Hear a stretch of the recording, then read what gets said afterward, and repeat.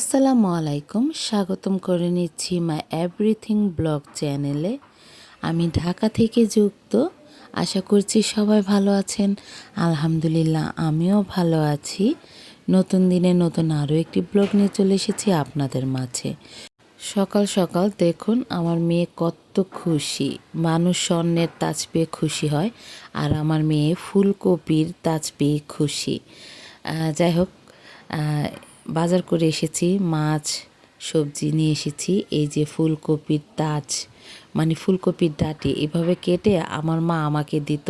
আমি এইভাবে মাথায় টুপি বানিয়ে তাজ বানিয়ে অনেক খুশি হতাম, খেলতাম।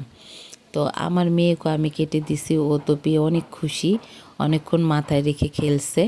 তো খেলার পরে এই যে আমি আবার সব এক এক করে গুছিয়ে নিচ্ছি বাজারগুলো, আর মাছগুলো কেটে নেব।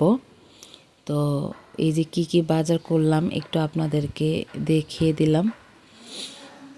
এমন কিছু বাজার না, মানে সবসময় আমরা যা করি বাজার খাওয়ার জন্য তাই। তো এক গাদা বাজার আমি করি না, বাসার সামনে আমার বাজার, যখন যা লাগে নিয়ে আসি। তো এখানে আজকে এই যে বেগুন, হলুদ, মরিচ, লবণ দিয়ে দিলাম। এখানে বেগুন ভাজবো, আর এখানে এই যে পাবদা মাছ কেটে নিছি, পাবদা মাছ ভাজবো আর রান্না করব।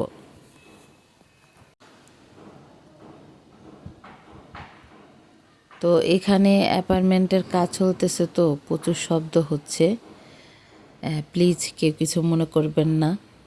আর আমার ভিডিওর কোনো জায়গা, কোনো অংশ যদি আপনাদের কাছে ভালো লেগে থাকে তাহলে একটি লাইক করে একটি সাবস্ক্রাইব করে দিবেন।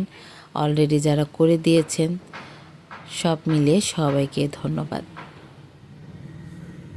তো এখানে আমি মূলার ডাল রান্না করব, মুসুরের ডাল দিয়ে মূলার ডাল আজকে এই প্রথম রান্না করতেছি। অনেকেই বলে যে মূলা দিয়ে ডাল দিয়ে রান্না করলে নাকি ভালো লাগে, কিন্তু বিশ্বাস করবেন কি না, মূলা দিয়ে ডাল দিয়ে যে রান্না করছি আমার ঘরে কেউ ধরেনি।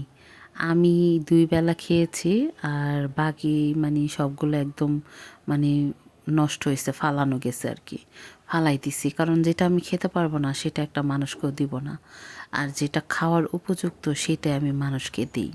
তো যাই হোক, এখানে এই যে আমি রান্না করে নিচ্ছি কথা বলতে বলতে। আর কথা বলতে কিন্তু খুব কষ্ট লাগতেছিল, প্রচুর ঠান্ডা লাগছে, একদম গলার আওয়াজ মানে নাক বন্ধ হয়ে যায়, মুখ দিয়ে নিঃশ্বাস নিতে হয়। আর মুখ দিয়ে নিঃশ্বাস নিতে গেলে কি হয়, গলা শুকায় যায়, বারবার পানি খেতে হয় আর ঠোঁটে ক্রিম লাগাতে হয়, মানে খুব একটা প্যারার ভিতরে আছে। আর গ্যাসের কথা কি বলবো, গ্যাস কি আবার পাবো নাকি পাবো না, বাংলাদেশে না, আসলে কারো দোষ না, দোষ নিজেরই, যে বাংলাদেশে কেন জন্ম নিলাম, এই বাংলাদেশে কেন আমি জন্ম হয়েছি। এক এক সময় এক একটা হয়রানি। এখন গ্যাস নিয়ে খুব, আমাদের বাড়ির 2 তলার একটা ভাই গ্যাস নিয়ে আসছে, মানে ফ্যামিলি। তো 12 লিটারের লোহার বোতল 2500 টাকা দিয়ে নিয়ে আসছে। আমাদের মতো মধ্যবিত্ত যারা, তারা কি সম্ভব যে 2500 টাকা দিয়ে একটা বোতল এনে রান্না করা? আনবো তো ঠিকই, না খেয়ে তো আর কেউ থাকবো না, কিন্তু খুব কষ্ট হয়ে যাবে। এখান দিয়ে বছরের প্রথম মেয়েদের ভর্তি করাতে হয়, গ্যাসের এত দাম। আবার দেখেন জানুয়ারি মাস আসলে বাড়িওয়ালারাও ঘর ভাড়া বাড়িয়ে ফেলে, মানে সব দিক দিয়ে একটা হয়রানি, এই আর কি। তো এই যে আমি দেখাইতেছিলাম রান্না করতে গিয়ে পাতিলায় হাত লেগে, এই যে দেখুন কি যেন বলে এটারে, ঠোসা পড়ে নাই, পেপসিডেন্ট দিছিলাম তার জন্য ঠোসা পড়ে নাই, কিন্তু কালো হয়ে গেছে, দেখতে অনেক বাজে লাগতেছিল হাতটা। তো দাগটা অবশ্য অনেক দিন থাকবে। আমার হাত পা দেখতে খুব সুন্দর, আমি মানুষটা সুন্দর না হলেও, তো হাতে পায়ে কিছু হলে না খুব খারাপ লাগে। আর কিছু এই যে সিরামিক্সের এই যে বাটি কিনে আনছি, ওইগুলোই দেখাইতেছিলাম। অবশ্য এই ভিডিওটা কিছুদিন আগের, সিরামিক্সের বাটিগুলো যে কিনছি মেলা থেকে কিনে নিয়ে আসছিলাম। তো দেখাবো দেখাবো আর মনে পড়তেছিল না, তো এই যে দেখালাম। আর এখানে স্বপ্ন, আমার মেয়ে বেগুনি আর ফুলকপির চপ বানাচ্ছে। তো এখানে বিদায় নিচ্ছি, সবাই ভালো থাকবেন, আসসালামু আলাইকুম।